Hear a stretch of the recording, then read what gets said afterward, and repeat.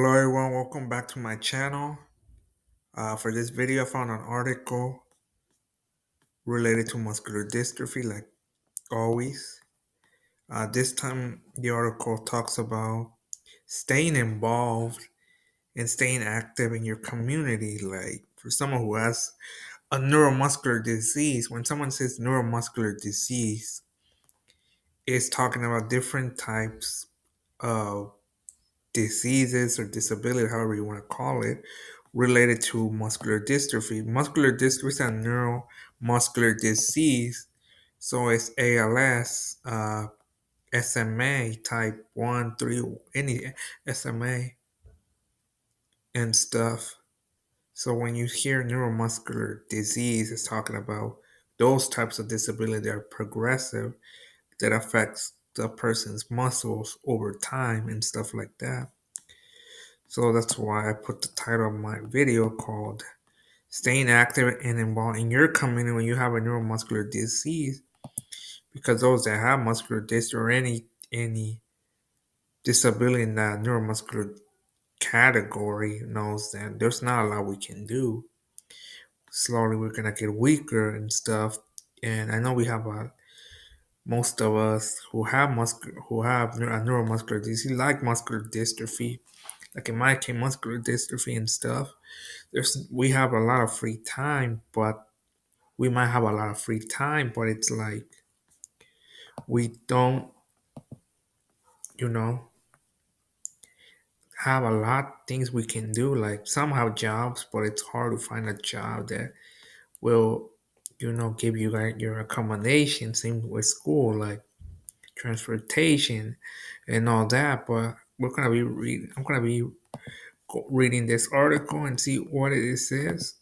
It was created last year in December, just a month ago, talking about someone someone sharing their story how they found a way to be active in their community despite having muscular dystrophy and stuff. So let's see what this person has to share, and maybe it'll help others you know find something they can do with their free time. It might help, you might help impact a person and stuff. It says Sunday, I think that's how you pronounce her name. Sunday Dusan is years old, lives in western New York with her family on their 800-acre cash crop farm. That's what it says. And says she was diagnosed with congenital muscular dystrophy around the age of 2 and completed genetic testing at the age of 13, where it was discovered that she has type LMNA. She has been in a wheelchair since the age of 2.5. Due to low muscle tone in her legs, Sunday enjoys spending time with family in her doodle, Bailey shopping using her embroidery machine and designing inventions on her iPad. It says here in western New York, it will soon be winter. We usually have quite a bit of snow. I love the cold weather. I'm not a fan of that. So when I get a chance to go out, I do. I try my best to avoid isolation, especially in the winter time. I have an aide that sits with my day-to-day activities, whether they be at home or out in our community. And the rest of the time, my mom is my caregiver. Many of my family members are trained to be with me as well, which allows me to get out and about in areas several times a week. I mean, it's nice when you have a lot of family or friends that are, trained to or know how to do your caregiving, because a lot of people, a lot of families, don't really, they know a little bit about your disability, but they don't know how to, you know, do, your caregiving, or they don't have time to take you places. So, I mean, not everyone has many people that they can be like, oh, this person can take me and so and so. So just thought I mention that.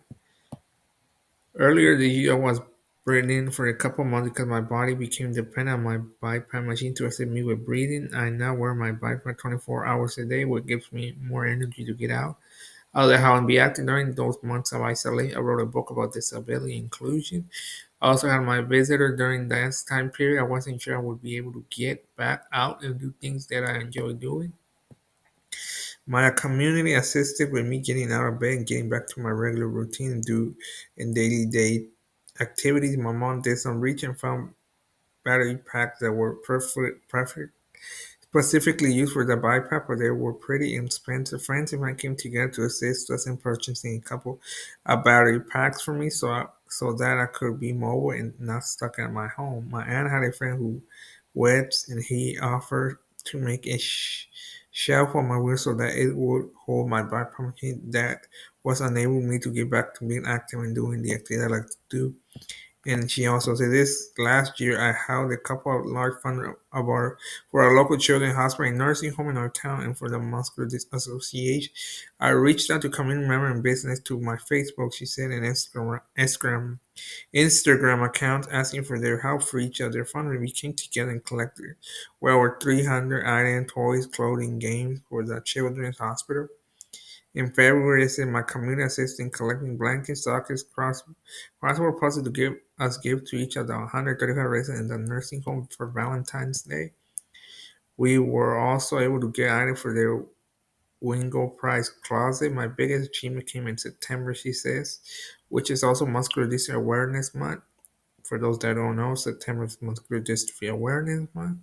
And she said, when I had a family day and fun walk at my local fairground to buy MDA, we call the event Steps for Sunday. The community came together once again to help me raise over 17,000 for MDA.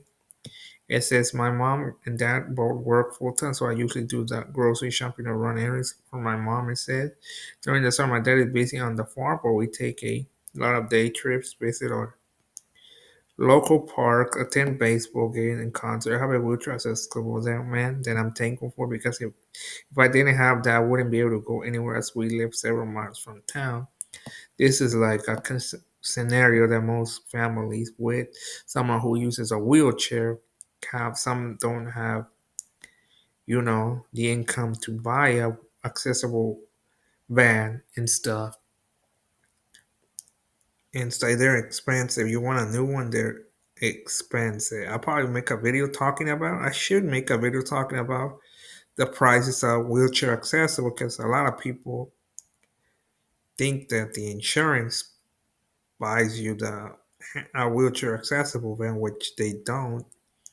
From my understanding, you can buy a regular van, and supposedly the insurance will cover the ramp installation. Not really sure if that's true, but I think that's what the insurance said. You can buy a normal van, like a normal minivan, and the insurance supposedly covers like the installation here in California. Not sure how it works in a different state, and stuff. But I should make a video, talking about vans, handicap van, prices, everything you need to know and stuff. Would be an interesting video from September to about May. My mom and I stay busy attending a lot of high school and club volleyball games to support my cousin. Most of the JP varsity team volunteer at my MDA while attending these games. I had gotten to meet many people inside and outside our community. Besides going out to the volleyball game, I like to go shopping, try new restaurants, go on coffee runs, and travel. My aide and I wrote out a bucket list of it today I'd like to do over the next year or so. This will give me things to look forward throughout the year, and as I complete each one, crossing it off my list will give me a sense of accomplishment. I set a goal for myself to get out of bed and out of the house at least 4 to 5 days a week. I mean, I think it's hard to do all these, 4 or 5 days a week to get out the house. I'm not saying it's the simplest, but not impossible stuff. But it's a complicated thing. This is what I want to do this year. Get out the house a little bit more, wherever. I would encourage you to get out at least 2 or 3 times a week to avoid isolation. Write a bucket list. This is tips she's giving us. Doesn't matter if it takes you 1 year or 5 years to cross it all off. It will give you something to look for and plan for. I mean, I agree. Like I said, we have a lot of free time on our hands, but there's a lot of things that go into us going somewhere, and stuff like that. Join a club, she said, take a class, make plans with friends and family to go window shopping or for a walk, I mean, yeah, maybe I need to join some kind of club or something like she's saying. This is just examples. I do YouTube, you might want to start a YouTube channel. Like she said, take a class, make a plan with friends or family members you haven't seen, or just go window shopping or for a walk. My neighborhood is very nice, but it's cold right now. But do something. I know it can be easy to lay in bed and become complacent with it, but it really does a person good physically and mentally to get out and be active. Yes, it does because some people, for a different reason, they can be outside, or some people don't. They're like, what can I do? But I like this article giving you a lot of things you could do in your community. You don't have to travel far. It can be right around. It could be nearby and stuff in your own community, in your own city and stuff. But after reading this, it got me a good idea. Write what I want to do this year, which I did start doing. I only wrote one thing right now is keep growing my YouTube channels, but I know I had to write on. My goal is 25 things this year to do.